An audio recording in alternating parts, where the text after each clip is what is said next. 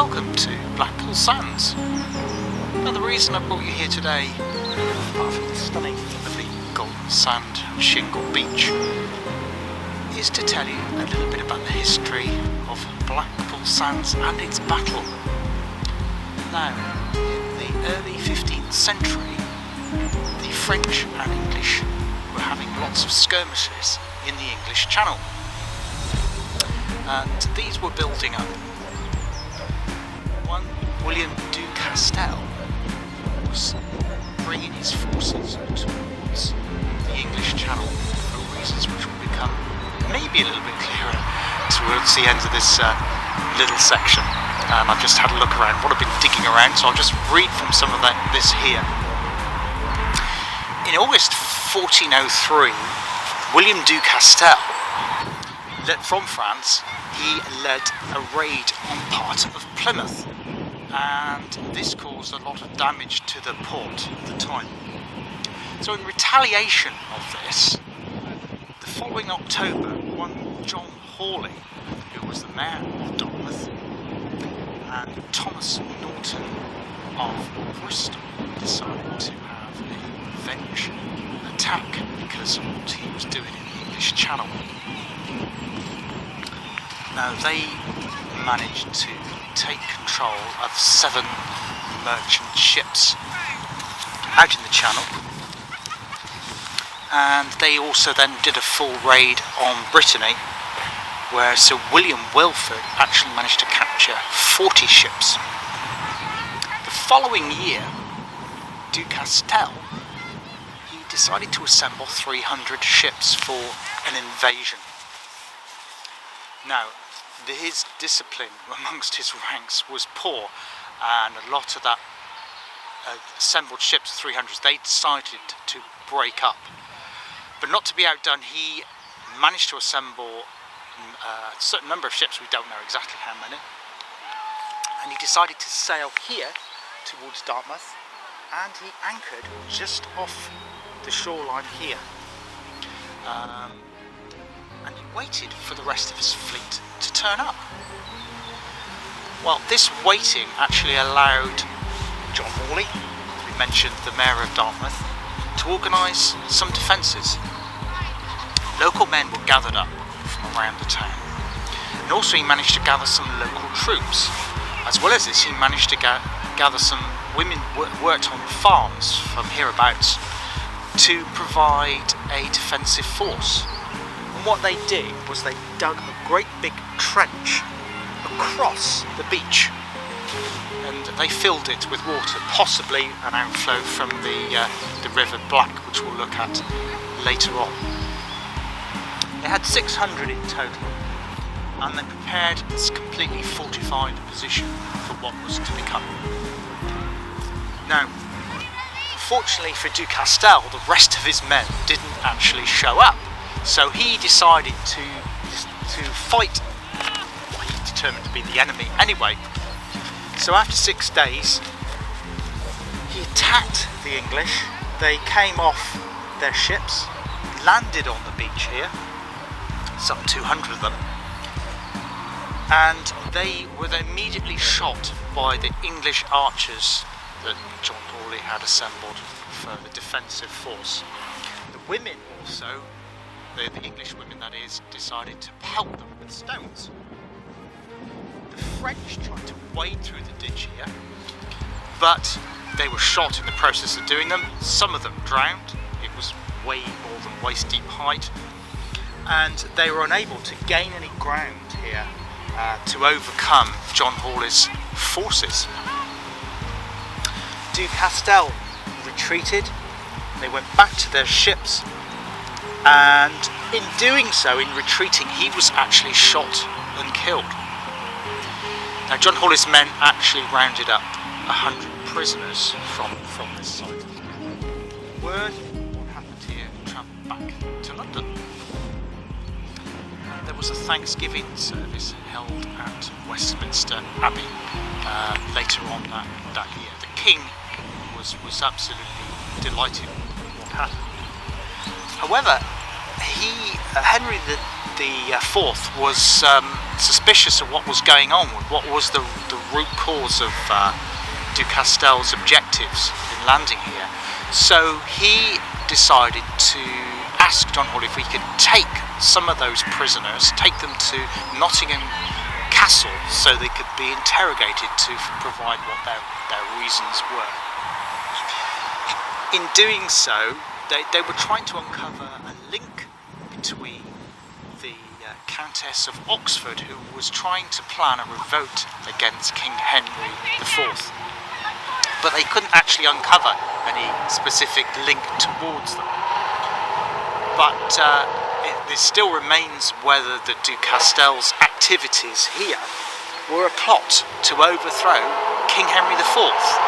Unfortunately, that will still remain a mystery. Now, the French raids actually continued throughout the 1404 and throughout into the summer of the following 1405. But the mystery remains, was Du Castel's original objective here to overcome King Henry IV, or was it for another reason that we do not know? Now, the Battle of Blackpool Sands, which isn't the only piece of military history to have happened to this location. Much later, in the Second World War, when the Americans came over, they used Blackpool Sands, or parts of it, as a munitions dump. And in actual fact, there is a huge base further on down the coast here, just a few miles away, at Slapton Sands, where there was Exercise Tiger, and perhaps we can look at the history of that in a later vlog.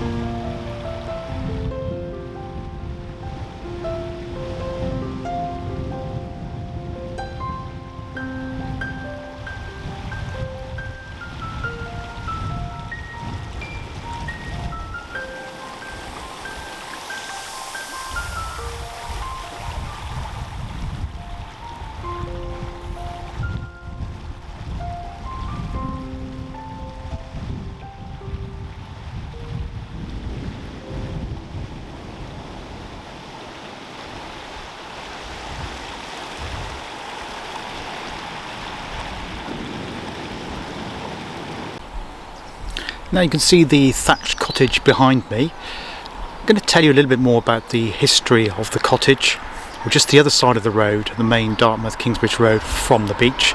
And then we're going to have a walk, look at a mill, and finally we're going to uncover the story of one of literature's most beloved characters. So why not come on me for this walk and discover more.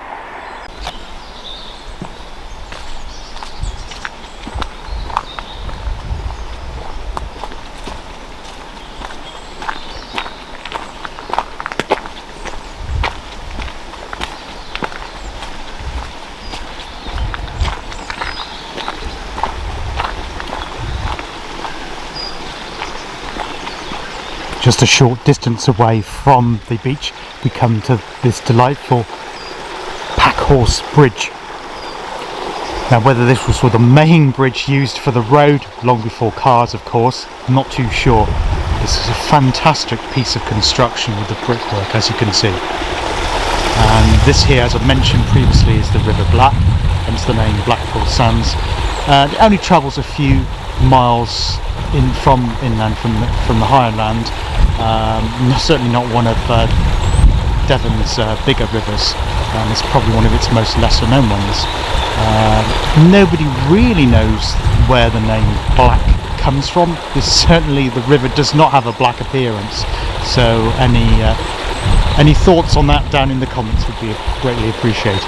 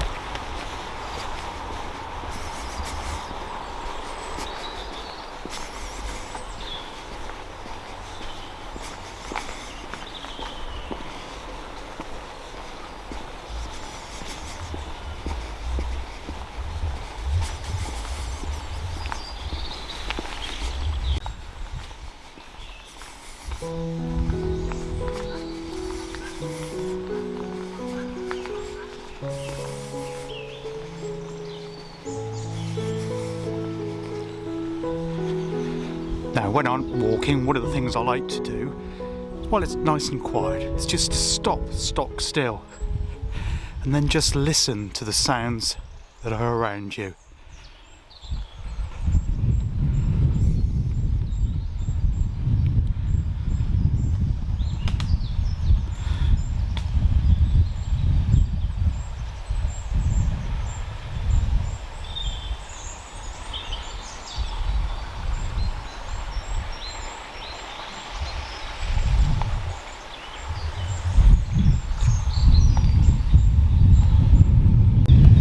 At this location here, we have the River Black meandering its way low there, and on the slightly higher ground you can probably make out a fishing lake.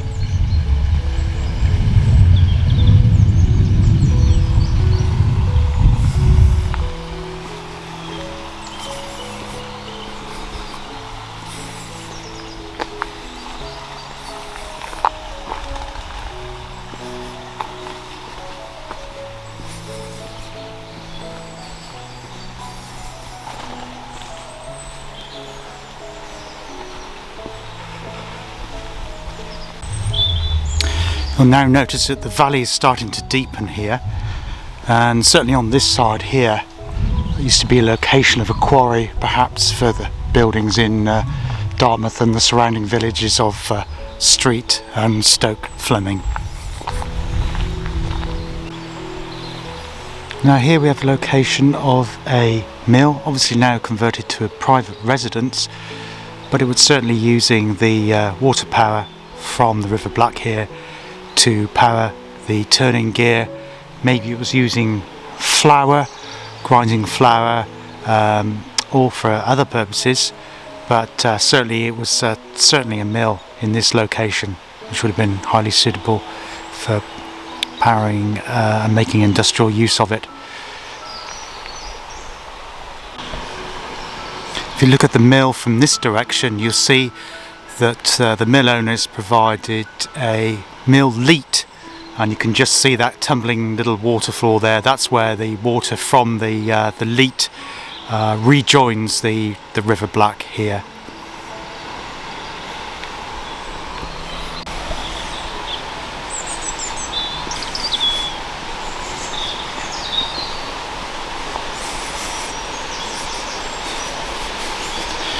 Now, if you ever do come this way and decide to explore, please take note of the width restriction on the road, which you'll see shortly.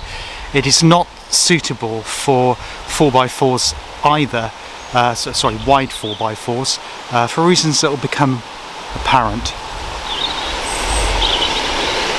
This is the entrance to the mill, which is now Blackpool Farm, and we cross the River Black again to gain entry towards the leat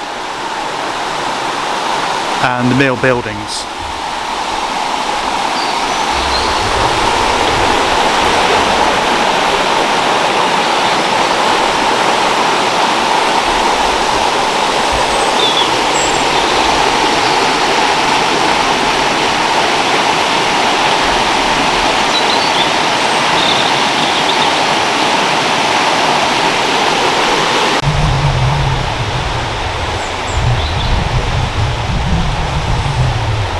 Beautiful mossy wall here,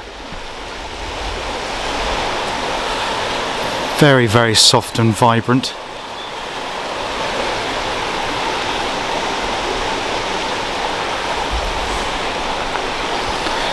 And despite the heavy rain that we had last night, the river here is running very, very clear, and you can certainly see the stones, different coloured stones on the bottom of the stream there.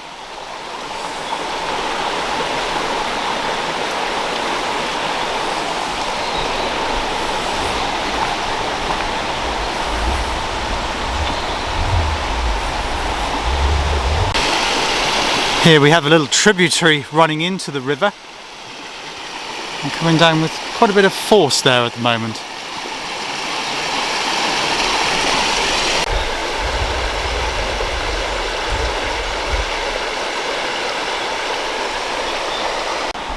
I don't know if it's picking up on the camera, but the green colours here are extremely vivid today. It's an overcast day, I must say we've had rain last night, but it's a very, very vibrant green. I've just noticed at this point there is another tributary I've not noticed before, because we've had a lot of rain. It's certainly very audible, which feeds into the River Black at this point, and it also has got a completed sluice gate there to control the level of flow, and that's the tributary. It's joining it from the west.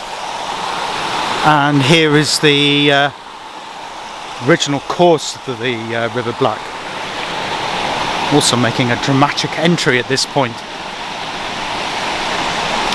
And this is also the last chance to turn around. Again, a reminder for the width, which we'll now see. Quite a substantial wall banking the river there as well. Okay, here it comes. If you've been ignoring the road signs, this is where you would certainly run into trouble here. At this point, the road is 6 foot wide, if not slightly less than that, I would say. It's particularly narrow at this point, with the wall bank on the side and the building on the left here, a middle mill.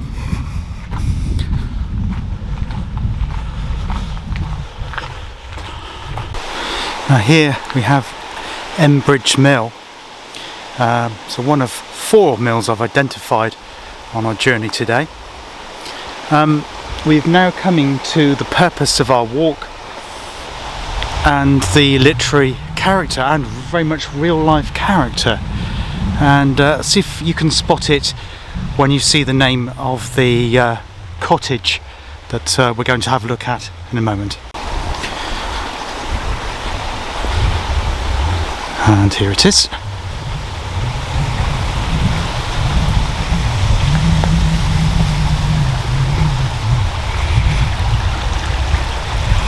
Yes, this is Eeyore's cottage. And there's a very particular reason why that cottage is called Eeyore's cottage. For some time, a gentleman called Christopher Robin lived there. Yes, now you may be familiar with the Winnie the Pooh books, and the author's son was actually installed as a real character inside the Winnie the Pooh stories. Now I know that the woodland is set in Sussex, but just like to imagine that this bridge that we're coming back up to here at Embridge Mill maybe had been used as a location for playing poo sticks in the stream here. Who knows? But Christopher Robin, he, as well as living here at Embridge, just outside Stoke Fleming near Dartmouth, for many years he ran a bookshop in the centre of Dartmouth, and legend had it as I believe he retired from that because he was overwhelmed with people visiting the bookshop, particularly Americans that would come over and want to speak to him all about Winnie the Pooh rather than actually buy or talk about books that he was selling in his shop. I'm not sure if that's true or not, but it's a nice story anyway. But yeah, location there of where Christopher Robin, the real person, lived, and you may have seen a couple of the films that came out 2 or 3 years ago now. Very good stories about his life and his father's life. Okay, what we're going to do now is we're going to head back towards Blackpool Sands, and there I'll tell you a little bit more about the history of how the family and the gardens at Blackpool Sands came into being. So why not join me on the walk back and see what we can uncover. Here we go.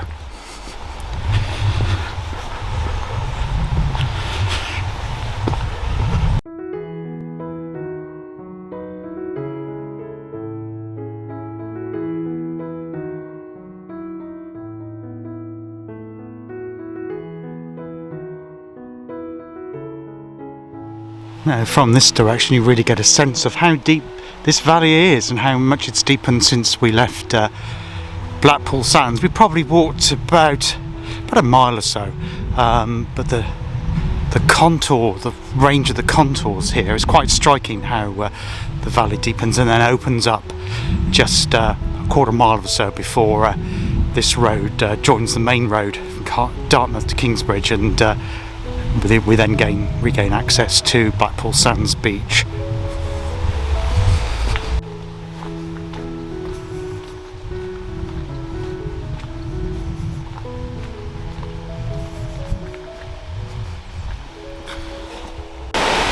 So yes, just to recap, we have 4 mills along this valley.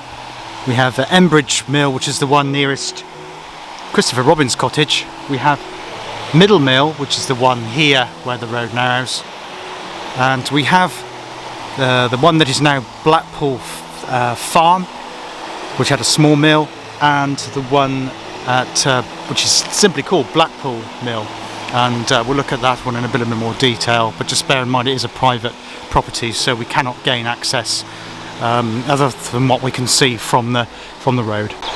Now, one thing I didn't show you on the way up, mainly because there was a car passing at the time, is this blue pack on the mill wall here, and this is really interesting, particularly if you're interested in art at all. And we can read that there. So yes, the artist Lucian Pisario, who's a neo-impressionist painter, he lived at this mill here. Now I don't know, I'm just looking at a little emblem above it, whether that's something that he created or it's just emblematic of him. We'll just have a look at that. I would imagine that he rented it or part of this mill for inspirations of his paintings. If I can find anything I can access on Creative Free Commons to insert which gets around any copyright, I will do so, but I don't know. But yes, I don't know if that's related to any of his paintings. If you're a Pisario fan, maybe you could put something in the comments below.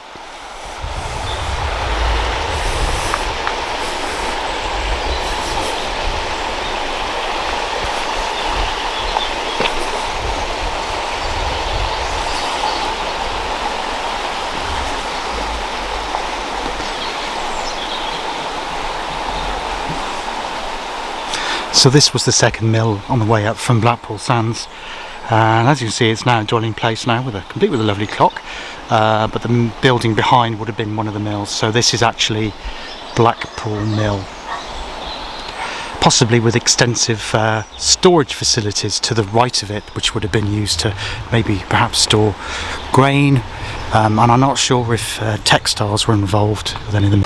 Now I've just noticed that the sun's come out and it's just passing beautiful shadows on the moss.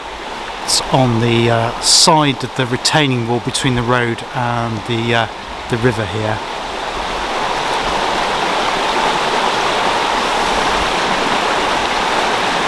It really does highlight density of the verdant greenness of the moss and ferns along this particular section. It's particularly sheltered from wind and frost, and obviously that makes plant life abundant along here. It's also very, very low pollution. I think I've just had one car pass me the whole of the time from Blackpool Sands to the cottage, Christopher Robin's cottage, on the way back again, which is pretty impressive for a road these days. Now, I've just spotted something interesting here. I hope you can hear me above the noise of the water lashing down at the stream here. I will just zoom into it. You can notice this wall just on the other side of the field there. And I'm wondering if that wall supports the leat that provides power for the mill. Remember, we saw a reflow where the mill leats rejoined the stream round the back. We're currently halfway between Blackpool Mill and Blackpool, well, for want of a better word, I'm going to call it Blackpool Farm Mill. And whether that is a linking track that's behind that wall, or whether it is actually part of the leat that provides water power for the mill at Blackpool Farm Mill. I don't know. I can't work that one out. Obviously it's private property, so I cannot access that beyond the bridge there. But if you are local watching this and you have an answer for that, please drop a comment below. Nice shadows from the trees there, with the sun just glinting through the hazy light through this grey sky day, but with little bits of breakthrough of most welcome sun. There is actually another footpath to explore, or a bridleway in fact, going up towards Stoke Fleming from this direction, which would make a pleasant walk. Stoke Fleming, if you're not familiar with the area, is a beautiful little village with a fascinating history. Maybe that's something we could look at in a different vlog, and to do with a particular civil engineer who constructed some of the London Underground lines in the 19th century. We'll maybe look at more of that on another day, because also we don't know how long the lockdown's going on. And as I say, this is within a 15-minute drive. Actually, it's more like a 5-minute drive from where I live. Got a good angle of the mill buildings here, and as I say, we're calling this Blackpool Farm Mill, but it probably is just an extension of the same mill at Blackpool Mill. If you can see, that gives you an indication of how substantial those mill buildings are. Now you can see that brick wall. It does indeed go all the way behind the mills, which leads me to think it is something to do with water power for that particular property, rather than the entrance, the driveway entrance, which is just actually below over the bridge from this road. So that's would make an interesting exploration if we could get the landowner's permission, but I think that's probably unlikely. And there again, that's where we can see that the mill leat water is running back into the River Black at this point, as it's just tumbling down and re-emerging back to the river to flow back out to the sea here at just outside Blackpool Sands.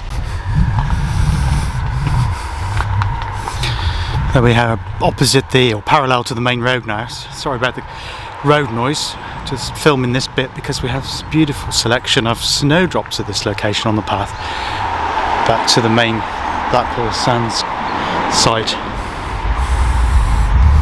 Always a welcome sight after the tough, cold, windy and extremely arduous winter that we've had with lockdown and everything else that goes with it. So I hope you're all keeping positive. We are starting to come out of this now with the vaccine rollout. Positive stuff. So hopefully a few more weeks and lockdown will start to ease, and the vaccines should do their job to reduce the case rate and spread. As you know, it's been a very difficult year, or more than a year now, but hopefully we can now see a bit of a light at the end of the tunnel. Now I've just come over to this quiet corner of the beach. Surprisingly busy today. The temperature is about 12 degrees, which is the warmest day we've probably had in a good while, possibly the warmest day of this year so far. So it's certainly brought people out, which is always good to see. But as you'd probably be aware, it does get a little bit noisier in more popular parts, particularly near the cafe and the car park. So I've just come down to this end of the beach, which is where the River Black meets the sea, and I'll insert footage I took earlier with that. So this is all about the Newman family. Now, going back to, remember I said about the Battle of Blackpool Sands, that was all around the 15th century. Well, in the 16th century, in the 1500s, the Newman family had ships in Sir Francis Drake's fleet. So they're already a prodigious family. They were actually merchant traders in Dartmouth. So there's a long lineage of history with the particular family, and they decided to set up more businesses in the town. However, in 1797, one Richard Newman, he decided that Dartmouth was becoming a little bit too crowded for his needs. So he bought the house. You remember the house I pictured at the end of the walk along the Blackpool Sands floor, Blackpool Valley floor, should I say. He purchased that, so the house was already there, but he extensively modernised it, extended it, and to all intents and purposes completely rebuilt the property. He along with that house, included in the sale, was the sands here that you can see just behind me at the moment.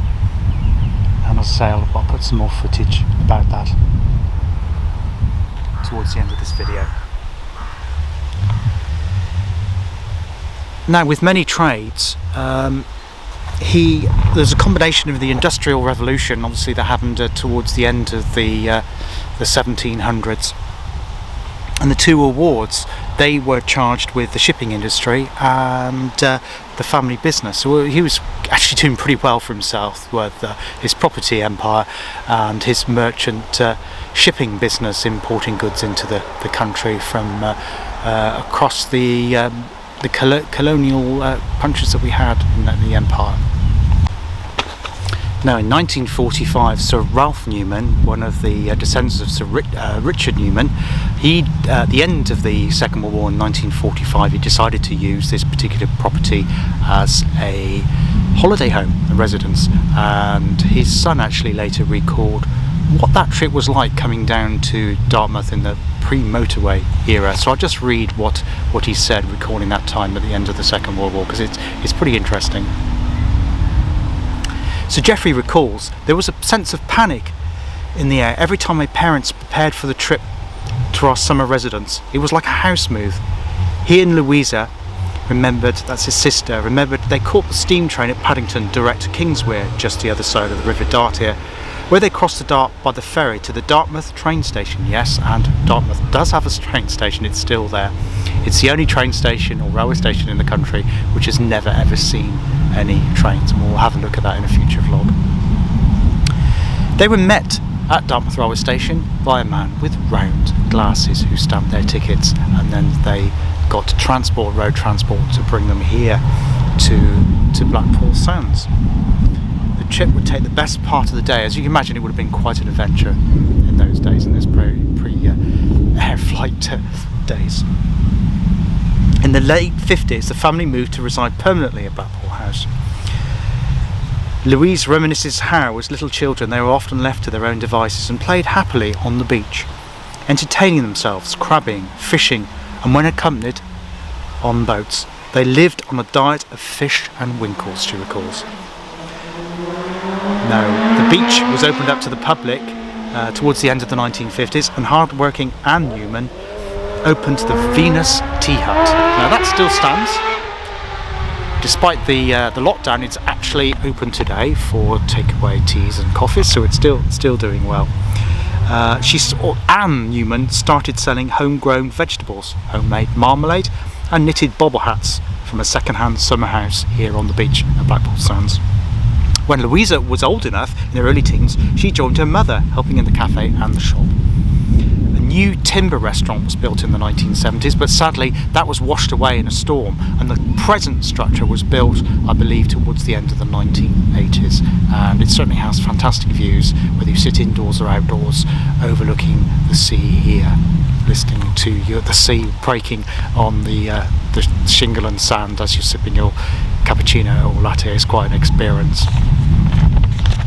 There is a little bit of a side to this, is that the company that was set up in 1995 called the Venus Company, they've actually now got a number of cafes dotted around South Devon, and I believe into Cornwall as well, and they have an ethical policy in terms of how they source the food that they serve, and also in terms of using, not using should I say, plastic in their disposable items like the cups and the cutlery. They've actually been way ahead of trends with that for some considerable time. So if you come to South Devon, I can heartily recommend one of their cafes here in South Devon.